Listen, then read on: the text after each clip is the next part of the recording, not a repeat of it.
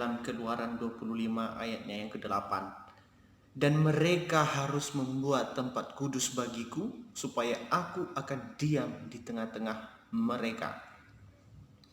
Jika kita tahu bahwa bangsa Israel ini adalah bangsa atau umat pilihan Tuhan yang memang sudah ditetapkan mulai dari nenek moyang mereka, yaitu Abraham, ketika Allah memanggilnya dari Ur Kasdim untuk memperoleh tanah perjanjian, yaitu tanah Kanaan, di mana tanah itu menjadi tempat tinggal mereka, menjadi warisan atau menjadi tempat atau pusaka bagi anak-anak Abraham secara turun-temurun.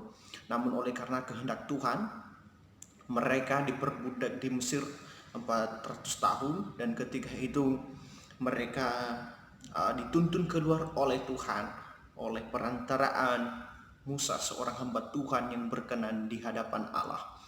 Yang saya mau tekankan di sini bahwa ketika bangsa Israel keluar dari tanah Mesir, satu pesan Tuhan kepada Musa, yaitu beribadah, beribadah, beribadah. Dan itu pun terbukti ketika Musa nanti naik banding kepada Firaun, mengatakan bahwa izinkan orang Israel ini pergi beribadah kepada Tuhan, mempersembahkan korban. Nah, itulah keinginan Tuhan ketika ingin menuntun bangsa Israel keluar dari tanah Mesir, yaitu supaya mereka beribadah kepada Tuhan. Kenapa beribadah kepada Tuhan?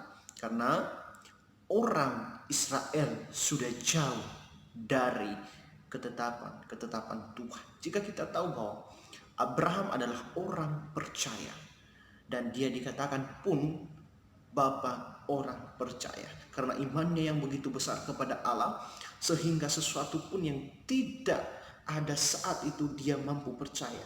Dan salah satu yang membuktikannya adalah ketika Abraham memperoleh Ishak, dia menunggu selama 25 tahun.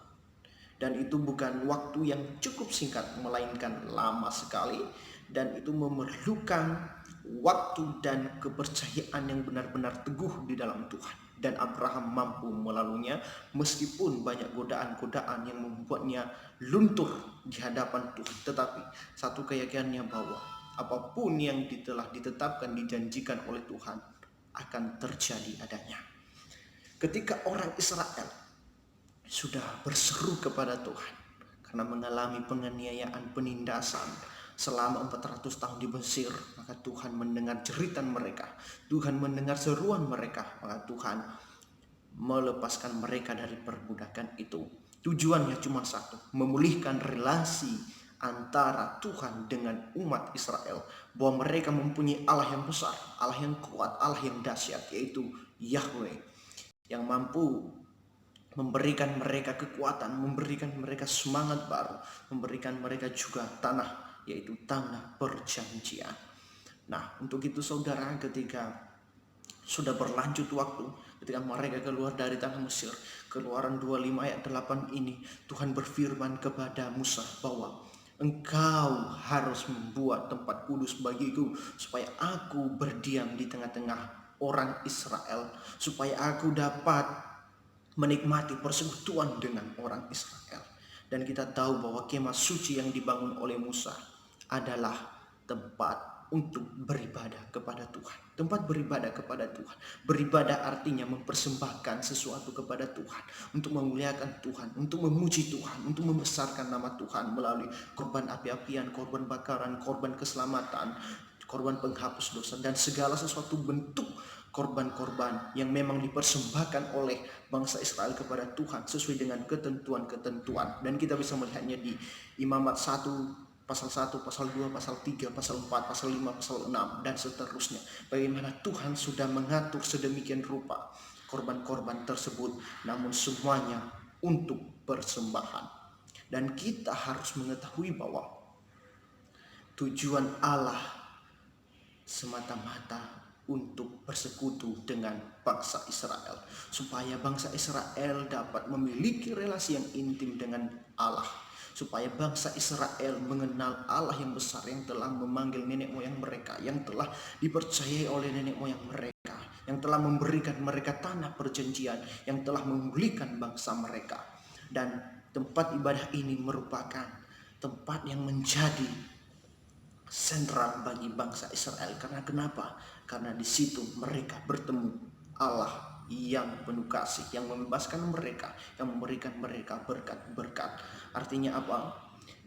Kemah suci adalah tempat untuk beribadah dan sekaligus sebagai pusat kehidupan bangsa Israel.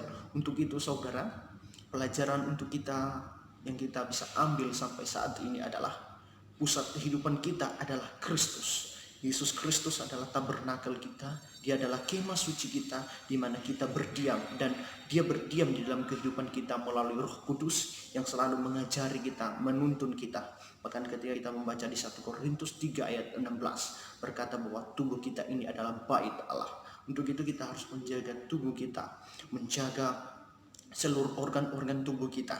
Supaya apa? Karena di situ tempat berdiam Roh Kudus, di mana Allah berkenan di hadapan, berkenan tinggal di dalam kehidupan kita, berkenan untuk mendiami seluruh kehidupan kita. Untuk itu kita harus menjaga tubuh kita supaya kita tetap kuat dalam memuji dan memuliakan nama Tuhan.